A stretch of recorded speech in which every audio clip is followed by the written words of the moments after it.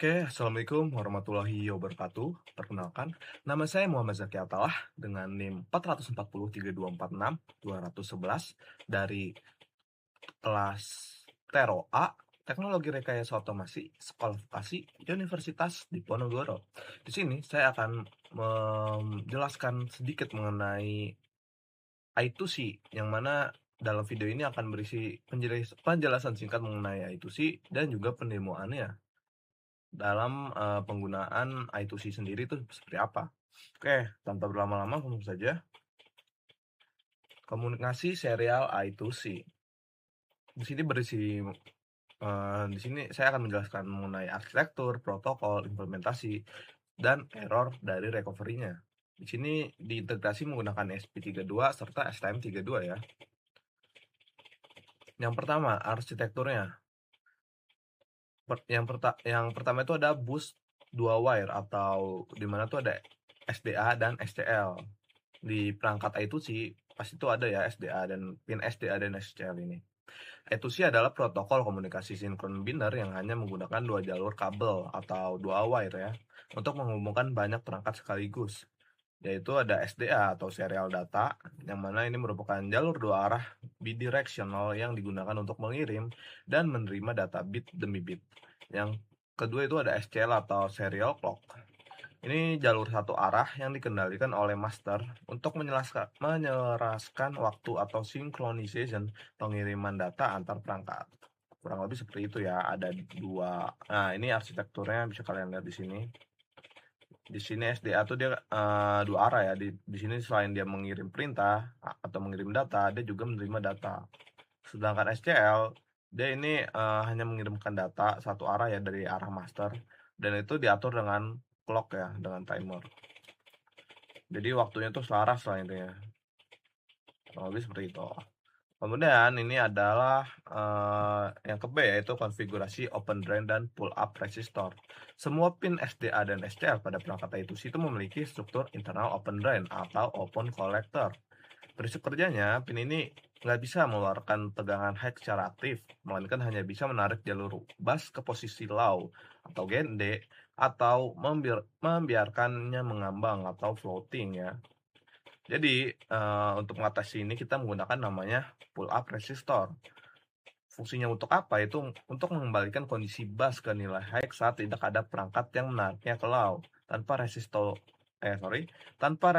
pull up eksternal, bus I2C tidak akan pernah bekerja. Jadi, I2C itu perlu nih namanya fungsi dari pull up resistor karena ya prinsip kerjanya itu dia nggak bisa ngeluarin tegangan high secara aktif. Jadi, cuma bisa menarik jalur ke posisi low ya dan membiarkannya mengambang jadi floating. Misalnya kita switch, misalnya kita off-kan melalui switch tak, nah dia tuh ya tetap ke low aja, dia nggak bisa naik ke high. Jadi perlu namanya pull up resistor untuk mengeluarkan tegangan high gitu.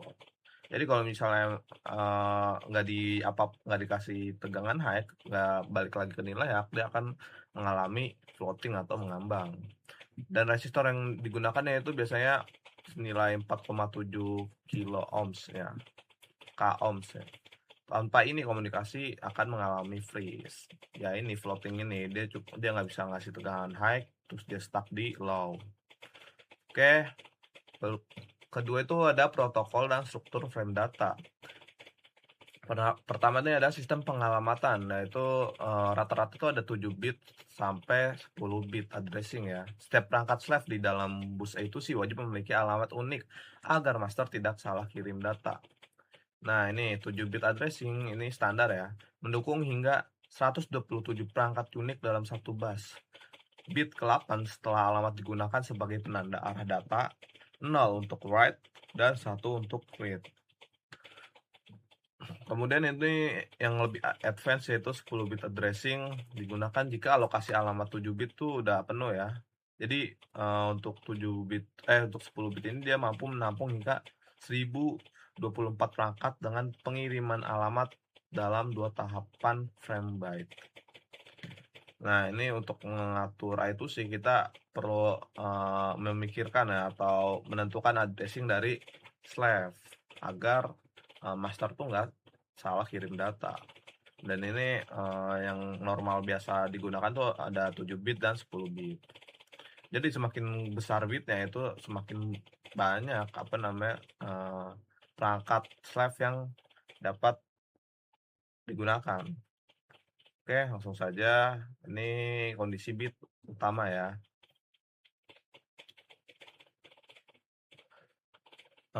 Dia ada start dan stop. Kemudian ada repeated atau seperti looping ya. Jadi ada hanya di itu sini hanya ada dua kondisi bit utama, yaitu start condition yang mana sinyal pembuka komunikasi terjadi ketika jalur SDA berpindah dari high ke low saat jalur SCL masih berada di posisi high. Kemudian stop condition yaitu sinyal penutup komunikasi terjadi ketika jalur SDA berpindah ke low berpindah dari low ke high saat jalur SCL berada di posisi high.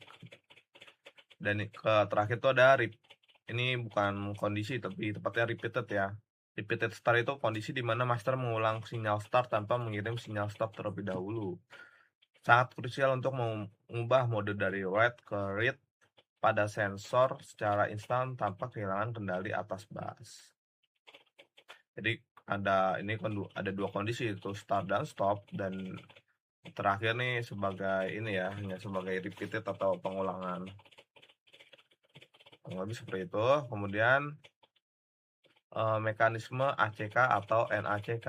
Setiap kali data berukuran 1 byte atau 1 bit, 1 byte atau 8 bit selesai dikirim, perangkat penerima harus merespon pada siklus bit ke-9 pada STL.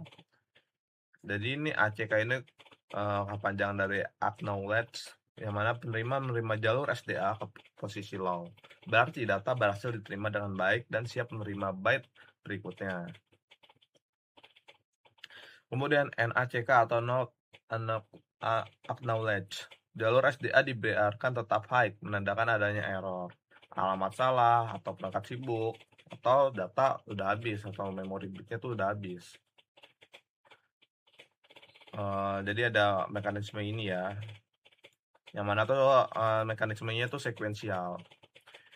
Jadi misalnya setiap kali data dikirim, perangkat yang penerima tuh harus merespon pada siklus ke bit ke-9 ya. Misalnya contoh yang dikirim tuh ukurannya 8 bit. Ya, yang perangkat penerima tuh responnya tuh pada bit ke-9 pada SCL. Jadi acuannya tuh dari SCL. Oke, kemudian performa dan manajemen waktu bus. Yang pertama tuh ada klasifikasi dari speed mode-nya. Kecepatan transfer data itu diatur berdasarkan frekuensi clock SCL. Nah, SCL itu sebagai acuan pengiriman data ya. Jadi itu ada standar mode, yaitu kecepatannya itu hingga 100 kHz. Keterangannya itu kecepatan itu standar untuk sensor umum. Jadi umumnya tuh 100 kHz ya. Kemudian ada fast mode, yaitu hingga 400 kHz. Paling umum digunakan untuk sensor industri.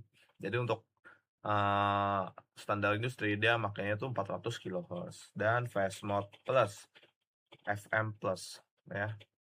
Ini hingga 1 MHz. Peningkatan kecepatan transfer datanya sangat meningkat ya, dari 400 kilo ke 1 mega. Kemudian high speed mode ini paling cepat hingga 3,4 MHz yang membutuhkan penanganan hardware khusus. Jadi perlu modul tambahan ya untuk menggunakan high speed mode ini. Kemudian mekanisme dari clock stretching, yang dimana perangkat self memperlambat jalurnya komunikasi karena belum selesai memproses data internal atau mengambil sampel sensor.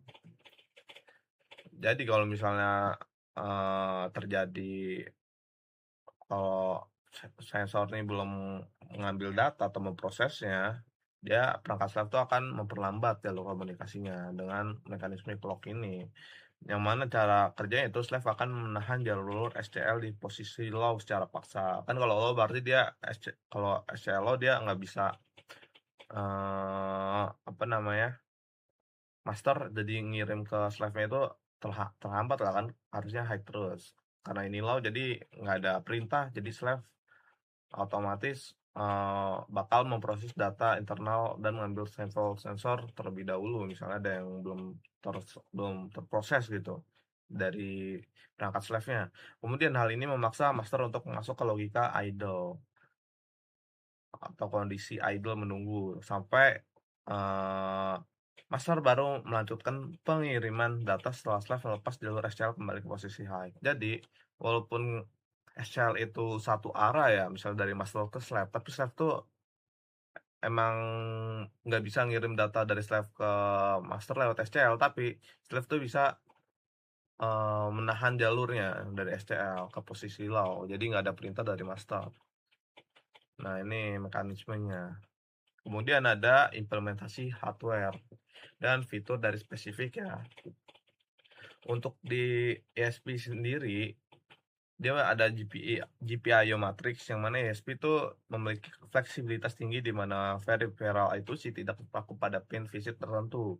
Lewat GPIO matrix, pin SDA dan SCL bisa dipetakan ke hampir semua pin digital via software. Wah, ini luar biasa fleksibel ya, karena nggak terpaku misalnya hanya pin GPIO 2 atau 3 yang bisa SDA atau SCL, tapi bisa dipetakan melalui hampir semua pin digital yang ada di ESP, tapi menggunakan software, biasanya pakai MX Cube ya.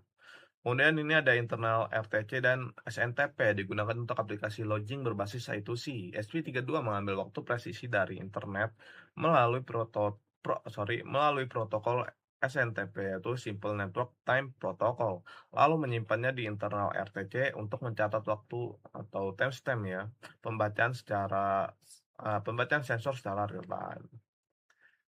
Wah, ini jadi ESP itu bisa ngambil waktu yang sangat presisi ya, jadi bakal sangat real time banget hasil dari pembacaan sensornya menggunakan protokol SMTP.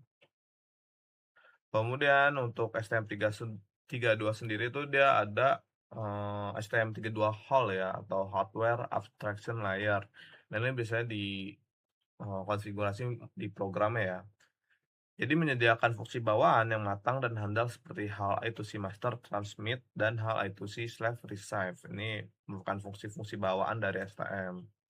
Kemudian ada, nah ini poin plusnya nih dari STM itu ada DMA atau Direct Memory Access. Aliran komunikasi I2C pada STM32 dapat dialihkan sepenuhnya ke controller DMA. Data dari sensor I2C akan langsung dipindahkan ke RAM secara otomatis di latar belakang tanpa membebani core CPU utama. Jadi, kan biasanya dari memori tuh ke CPU baru ke RAM. Kalau ini untuk DMA dia langsung dari memori ke RAM. Ini jadi nggak membebani dari CPU ya, misalnya ada perangkat instruksi yang lumayan banyak. Kemudian ada internal IRTC, yaitu memiliki modul pewaktu internal mandiri, berakurasi tinggi untuk sinkronisasi koordinasi data dengan master. Sama kayak ESP, dia punya RTC ya, untuk sebagai modul clock lah dari STM atau ESP sendiri untuk berakurasi tinggi untuk sinkronisasi lah, koordinasi data dengan master. Jadi data yang diterima atau diproses tuh sangat real time ya, sangat cepat. Kemudian ada bus ownership dan manajemen multi master. Saat menghubungkan ESP32 dan STM32 dalam satu jaringan I2C, aturan bus ownership atau kepemilikan bus harus dijaga dengan ketat. Nah, jadi topologinya menggunakan topologi master slave ya. ESP bertindak sebagai master yang memegang kendali penuh atas SCL, sedangkan STM bertindak sebagai slave dengan alamat 7 bit tertentu. Komunikasi berjalan searah demi mencegah tabrakan data. Kemudian topologi multi master, kedua microcontroller bisa menjadi master secara bergantian. Protokol I2C secara hardware akan menjalankan fungsi arbitrasi jika kedua perangkat mengirim sinyal start bersamaan. Perangkat yang SDA-nya dipaksa lalu akan mengalah. Jadi untuk I2C ini perlu ada namanya manajemen dari bus ya atau jalur ya, yang mana yang jadi master, yang mana jadi slave, atau bisa ada namanya topologi multi-master. Jadi, eee, 2 perangkat yang digunakan tuh bisa bergantian jadi master sesuai dengan, SDA mana yang dipaksa low. Perangkat SDA mana yang dipaksa low, dia akan mengalah dan menjadi slave.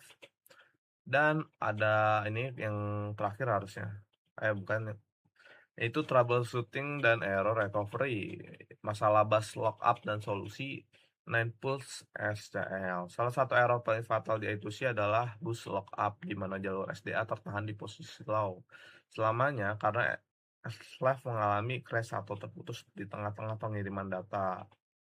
Nah, ini yang tadi aku jelasin, kalau slave tuh bisa eh, menunda atau mengkondisikan dari jalurnya tuh ke low ya, karena misalnya ada crash atau emang terputus-putus atau emang prosesnya belum selesai gitu.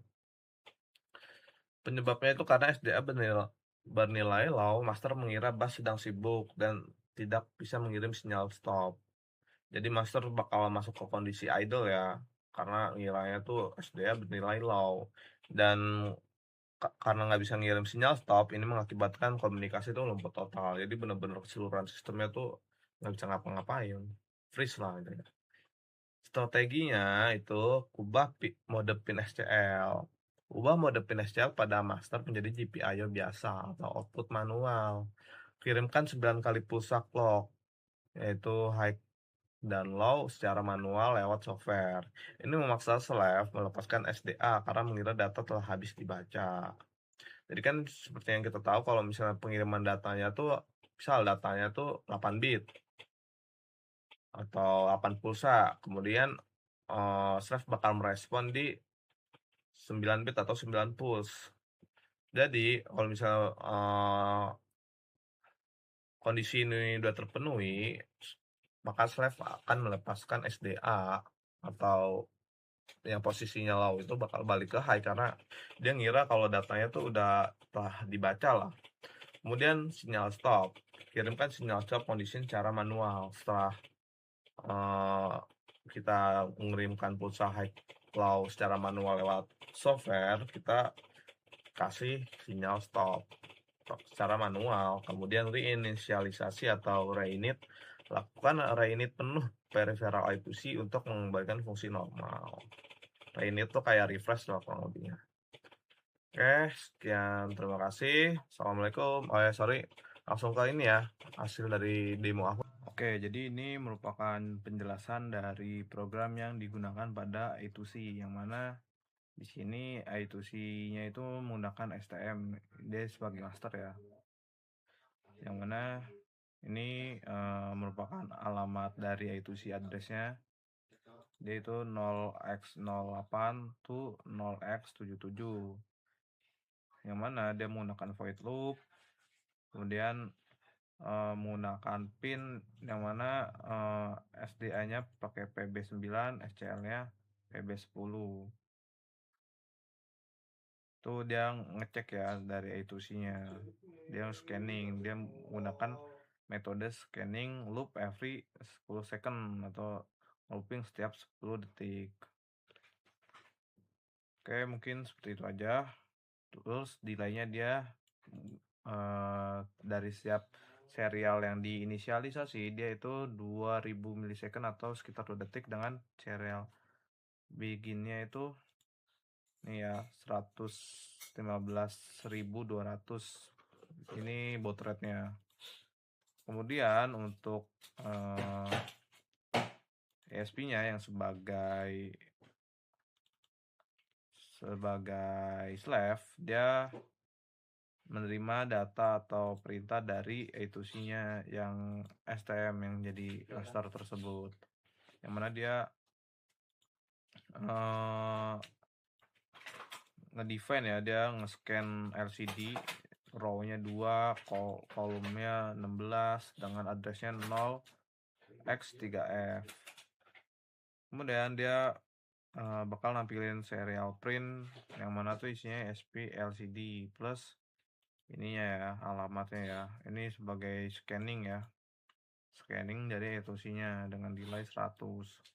Dan pinnya defaultnya itu dari STM buat menghubungkan ke ISP itu SDA 21 dan SCL 22 ya yang terhubungnya.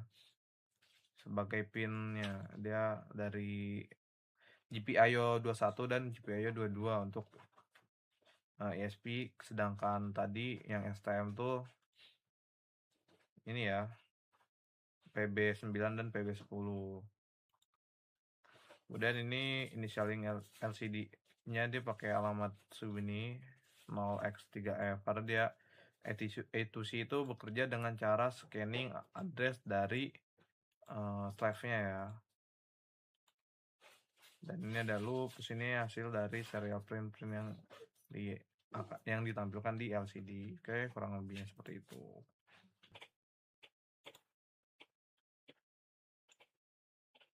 Nah, ini dia menghitung counter ya. Ini emang bacanya nggak terbaca, mohon maaf. Nah, terus ini ada value-nya udah berapa persen, ini kita menggunakan LED. Nih, counternya sampai 10. Nanti dia setelah 10 balik lagi ke 0. Jadi dari STM tuh dia ngirim data ke ESP. ESP itu sebagai slave dan STM sebagai master. Dan pembacanya tuh kita menggunakan FTDI dan pembacaan di serial monitornya tuh tertampil ya. Nah, ini untuk serial monitor pembaca dari STM. Nah, kurang lebih sama lah. Sama yang ditampil di LCD ya. Nah, ini tuh untuk konturnya ya. Oke, langsung ke yang percobaan kedua ya. Ini kita menggunakan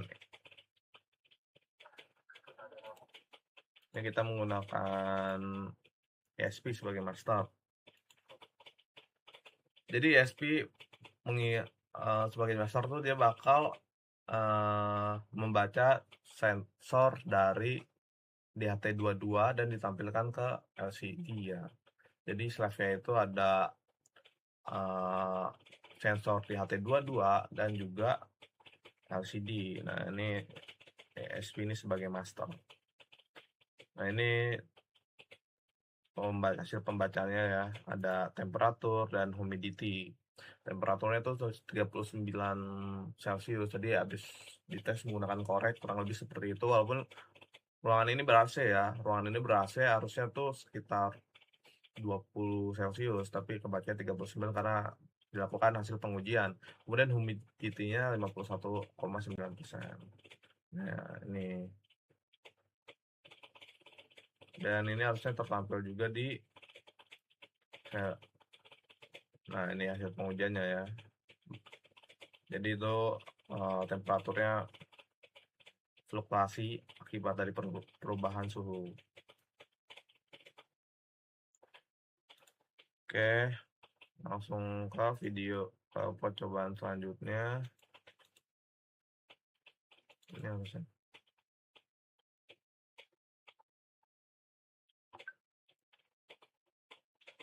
Oh, bukan.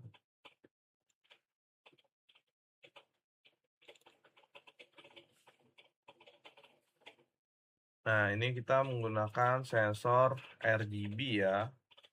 Sensor warna atau sensor RGB. Ini hasil dari tampilan di serial monitor. Dia membaca red, green, blue. Nah, ini sensornya. Dia ini sensor warna ya. Dan ini dia membacanya karena kebetulan kabel jumpernya warnanya ada yang merah, ada yang hijau, ada biru. Dia membaca itu. Dan hasilnya tertampil di LCD ini. Nah, ini bisa kalian lihat, ini LCD-nya brightness-nya terlalu terang ya, jadi tampilan di kamera tuh kurang jelas. Nah, ini benar-benar pure I2C ya, di mana RGB itu perangkat I2C dan LCD itu juga perangkat I2C. Kita menggunakan ESP32. Oke, paling seperti itu saja. Sekian, terima kasih. Kurang lebihnya mohon maaf apabila ada salah kata atau penjelasan dari saya. Mohon dimaklumi dan bisa dikoreksi di kolom komentar. Oke, Assalamualaikum warahmatullahi wabarakatuh.